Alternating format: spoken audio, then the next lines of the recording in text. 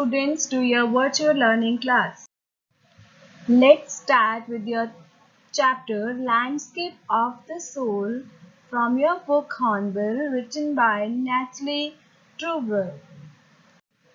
The author is an art historian who came in limelight because of her translated work City of Gems, a book by William Dalrymple. She is the wife of Belgian ambassador to India. She has traveled various cities of the world with her husband. She holds a master's degree in history of art and archaeology from University of Belgium. She planned to write her next book on Old Delhi architecture like Jama Masjid and Chandni Chowk. Let's start with the introduction of this chapter. This chapter is about how different the Chinese art form is from the European art form. The writer uses two stories to make a contrast. European art is about reproducing an actual view, whereas Chinese art is about not creating a real landscape. European art is an artist's way to let viewers show exactly what he wants them to see in the landscape. Chinese art is the artist's spiritual and inner voice where you can travel from any point and it lets the viewer create a path of their own imagination. Let's start with the summary of this chapter. The first story, which is in the 8th century painter Wu Daozi, was asked by the Tang Emperor Xuanzong to paint a landscape to decorate his palace wall. The master hid his work behind a screen. Only the emperor could see it. The emperor admired the wonderful scene. He discovered forests, high mountains, waterfalls, clouds floating in the enormous sky, men on hilly paths, and birds in flight.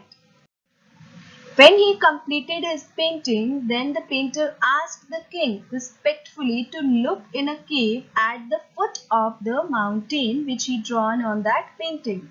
He said a spirit lived there. The painter clapped his hands. The entrance to the cave opened.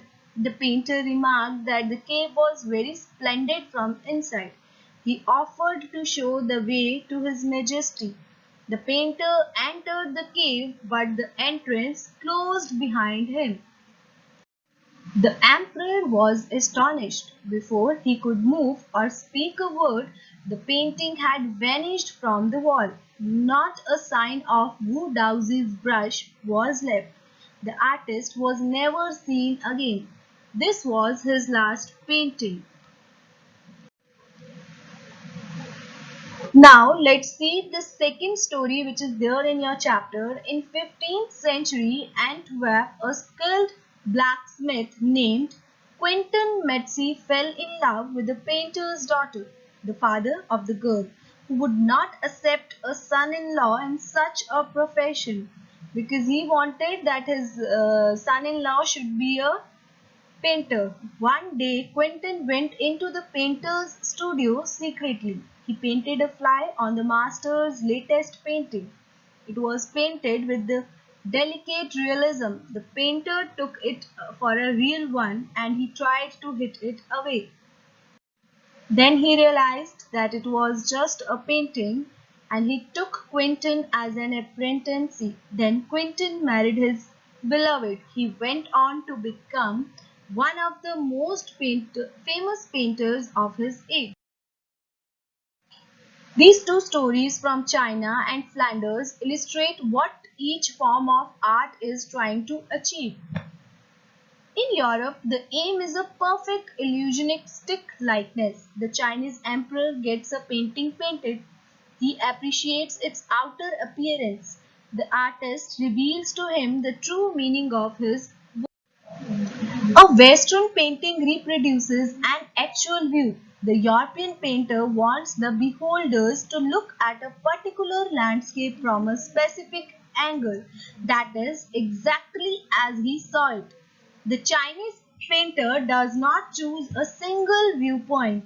His landscape is not a real one. One can enter it from any point and travel in it in a leisurely movement. This is more true in the case of horizontal scroll. Here, one slowly opens one section of the painting, then rolls it up and moves on to the other. The writer told us this adds a dimension of time. It also requires the active participation of the viewer, a participation which is physical as well as mental. The European painter wants the viewer to borrow his eyes. The Chinese painter does not want him to do so. He wants the viewer to enter his mind. The landscape is an inner one, spiritual and a conceptual space. This concept is expressed as Shen Shui, which literally means mountain water. What is Shen Shui? Used together, they represent the word landscape. The mountain is yang while the water is yin. The interaction of yin and yang is a fundamental notion of Taoism. There is a third essential element also that is called the middle void, where their interaction takes place. This can be compared with the yogic practice of pranayama, breathe in, retain and breathe out.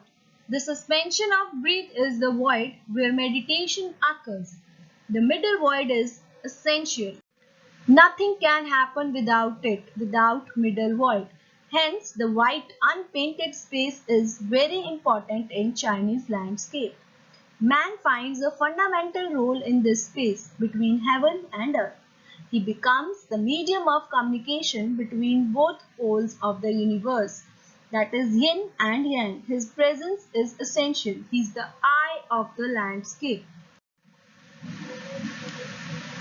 The next part is about a French painter, Jean Dubuffet, first created the concept of art brut or raw art in the 1940s.